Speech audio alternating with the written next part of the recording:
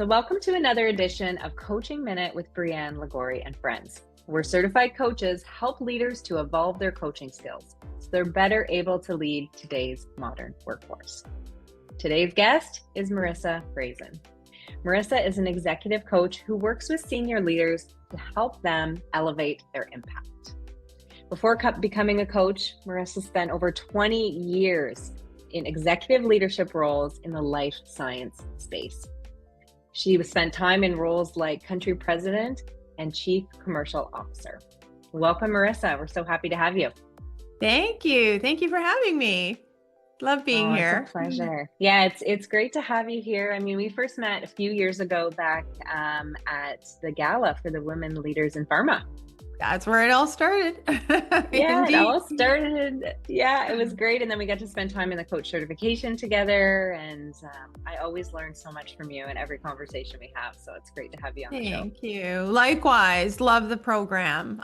Speak about it all the time, especially to those who are looking for a certification program themselves. I loved it. Oh, thank you. Thank you so much. So, I mean, you've got countless years of experience leading in over 35 countries, including Canada, Latin America, and senior leadership roles.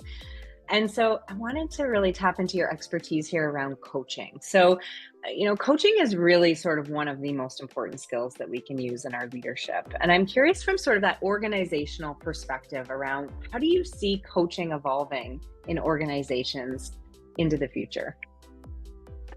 Well, I personally believe that coaching, as you said, is so hot right now and will continue to be because it plays such a big role in talent development in particular. I mean, there are so many applications for coaching, but I personally think from a talent development perspective, it's massive because you're really helping people grow into their full potential by helping them come along in terms of their journey and not telling them what to do or giving advice of what they should be doing, but really asking them, what are ways that you can solve this problem?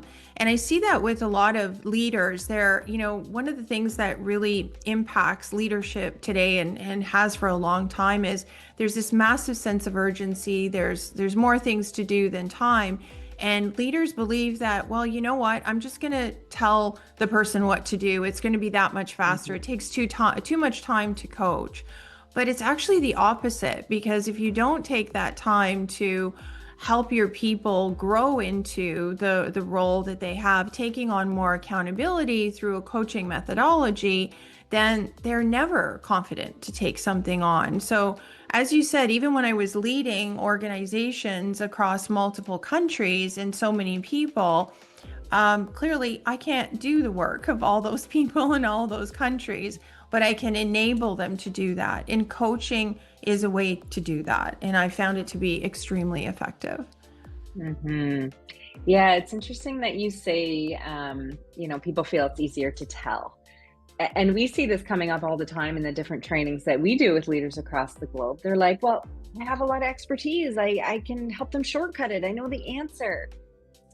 But at the end of the day, we're not really enabling them to learn their own path. We're actually creating a dependency on us where they're just going to then keep on coming back. And it's sort of like this vicious cycle that never really breaks.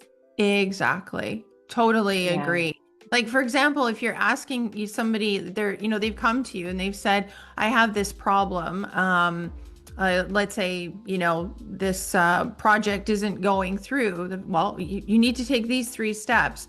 But what if you said, well, what's a different approach that you could take to it? Mm-hmm. Yeah.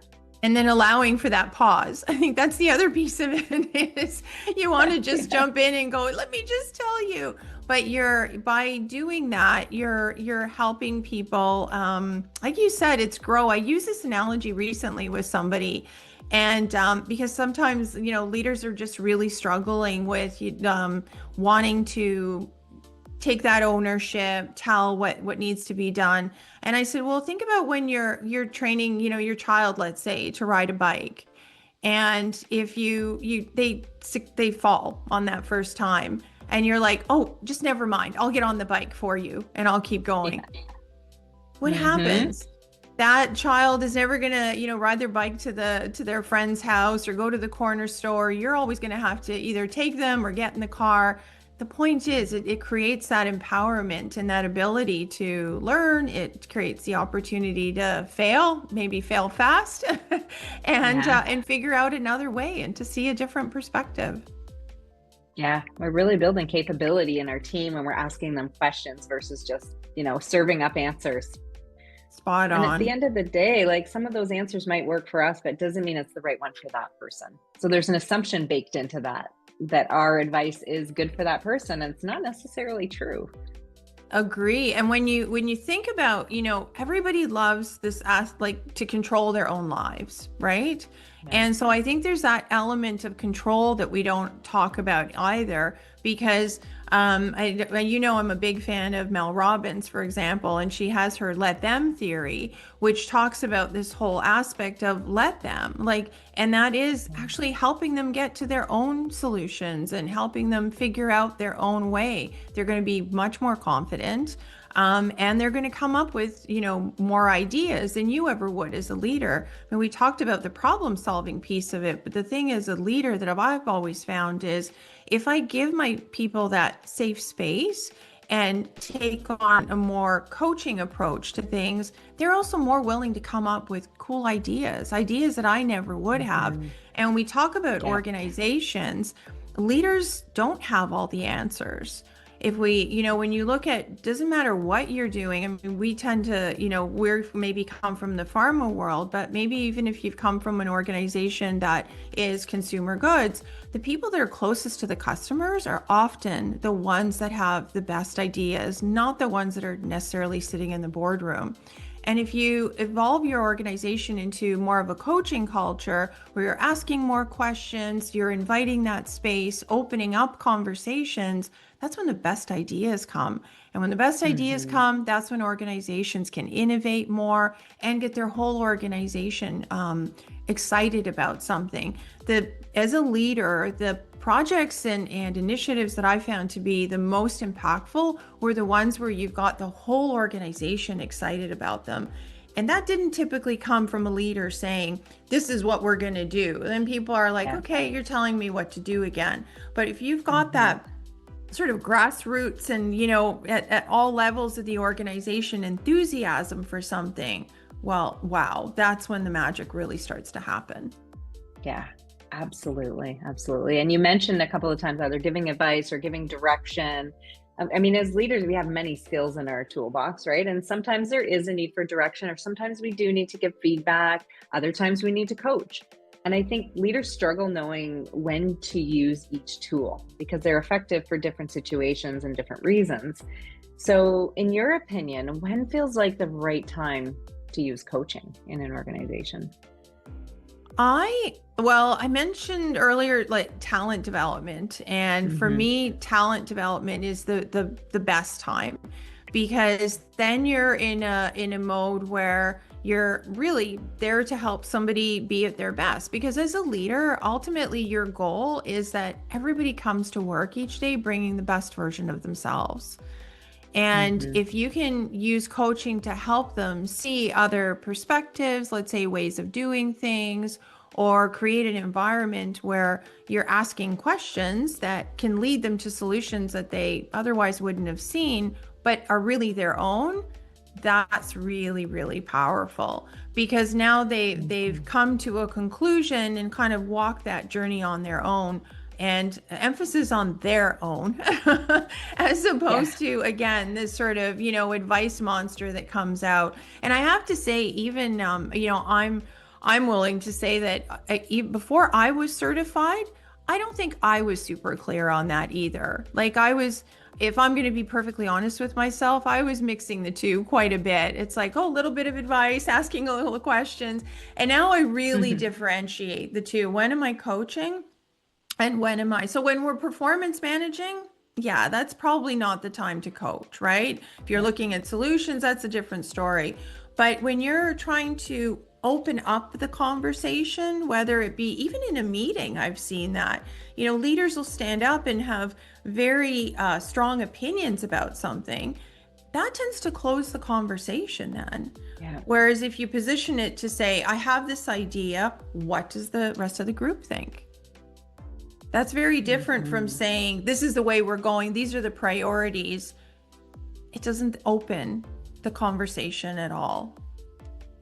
That's so interesting, right? This idea of coaching opens, and probably that advice or telling closes people down. Completely. Yeah. You're forcing Yeah. I agree with you or I don't. And if it's a manager, they're not likely to say they don't agree with you. They'll just stay silent and Yeah. they'll go on.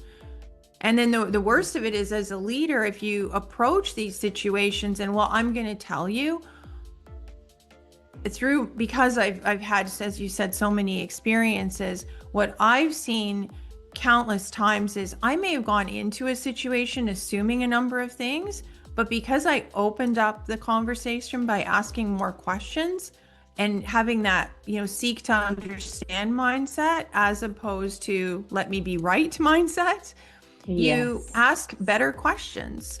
And that's because you're listening. Your brain isn't already telling you, okay, I need to tell, that person this, but it's more of, well, if I'm seeking to understand, then you really need to listen. And if you're listening better, you're asking better questions.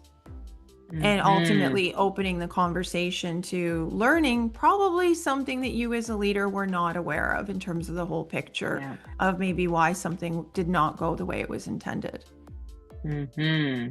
Yeah, and it's like that piece of listening then allows for the next question, rather than like having all these pre-planned questions, but being in the moment and then letting that, what you're getting back from the person or the group, inform the next inquiry. Spot on. So the more curious you are, the more you really seek to understand, the more it opens up that conversation all around. Yeah. So that's why I believe you were asking, like, where to use the coaching. I think people often think the coaching piece of it is just in those one-on-one conversations, but I would say it isn't. It's also in those team environments. Is like, as a leader, you've hired this amazing group of people around you. The best thing you can do is create an environment where all those ideas come up and they're able to come up with new solutions, new innovation. But that can only happen if you've created an environment where people are comfortable to speak up. And by taking a coaching mindset to that meeting that you're going into, it's going to be so much more powerful. The conversation will be that much richer. Yeah, it almost takes that positional power out, and it allows people to show up just as a team, side by side, like we're working through this challenge together. Spot on. Yeah. Very, very different. So you mentioned earlier assumptions. So sometimes as leaders, we bring in assumptions to a conversation. And so this is one of the things that we work on in the training that we do with leaders to help them become more coach-like, is look at that piece of assumptions or judgments and really being aware of them. Because when we bring in assumptions or judgments about a particular situation, or maybe about a particular experience we've had with that person in the past, we end up kind of bringing that to the conversation. We might end up asking leading questions, trying to guide the person down a particular path. So how have you managed this in the past in terms of checking some of those assumptions or judgments that are coming in? It really comes from this place of curiosity. And as I mentioned earlier, seeking to understand. I've learned time and time again as a leader that what I thought to be true isn't necessarily the case. There's usually a lot of circumstances where you're missing pieces of the puzzle. And the other piece of it is, if you want to build trust with your people, the best way to do it is to be curious and to ask questions, as opposed to when you start to judge, people then feel that. And when they feel that, they shut down. And when they shut down, you're clearly not going to get the best out of them. And you're doing absolutely nothing towards building trust whatsoever, because they feel that they're being judged. And who wants to be judged? Nobody wants that kind of a situation. It's not an environment where you can thrive. And so being mindful of that and just accepting that as a leader, you're not going to have all the answers. You don't know everything, but the teams that are working with you have a lot of incredible, not only knowledge and capabilities and ideas to contribute. And the more you ask about that and have that curiosity about you, and you keep inviting that in, the benefits are tremendous. Absolutely. Absolutely. Yeah, there's so much there in what you're saying in terms of just opening people up, creating that safe place. Like, Yes. everything changes when we create that safe place for people to just be themselves without judgment. Absolutely.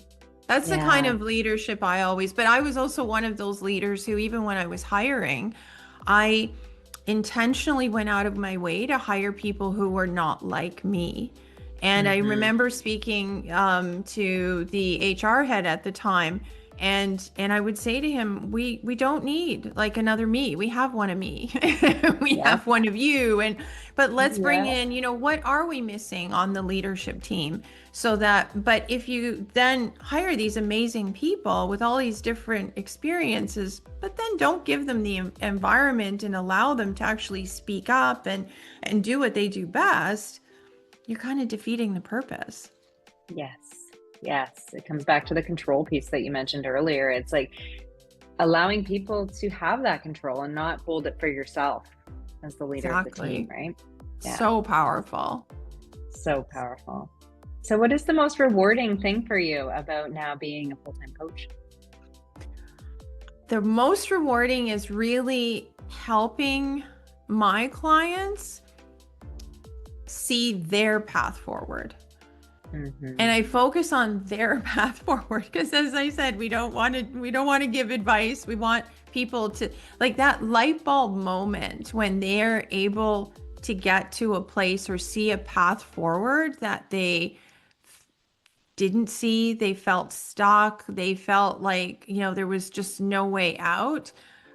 That is just amazing. Like, you just see the look in their eyes, like, oh, I see it. Like it's in front of me, and they've done it on their own. That's the best. Those are the conversations I could have all day long, every day, because they're just so rewarding. It's this ability to help people, not by telling them what to do, but this ability to help people achieve the things that they want to achieve in their way.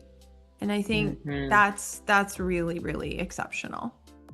Yeah, you're helping people to just really show up in their authentic own way and to get clarity of what is the path that's right for them. And it's probably different than the path that was right for you. Absolutely. Because we all have different circumstances, different issues that we might be dealing with, different, things that we might be carrying from our past that are impacting who we are today. And so everyone has their own journey. And when we ask the right questions, we're helping them navigate that journey. And that's just incredible. I think it's this piece about really being freeing about it and just finding that way forward. I love it. I can't help but notice the balloon in the picture in the background as you're saying, like, people figuring out their own journey. Like, so true. I love that connection. Thank you. Thank you so much, Mirisa, for this conversation. I really appreciate your wisdom and guidance of other leaders and coaches out there. So thank you again. My pleasure. It's a joy. It's a joy to do every day what I love doing, which is helping people be the best that they can be. Absolutely. Thanks, Mirisa. Thank you.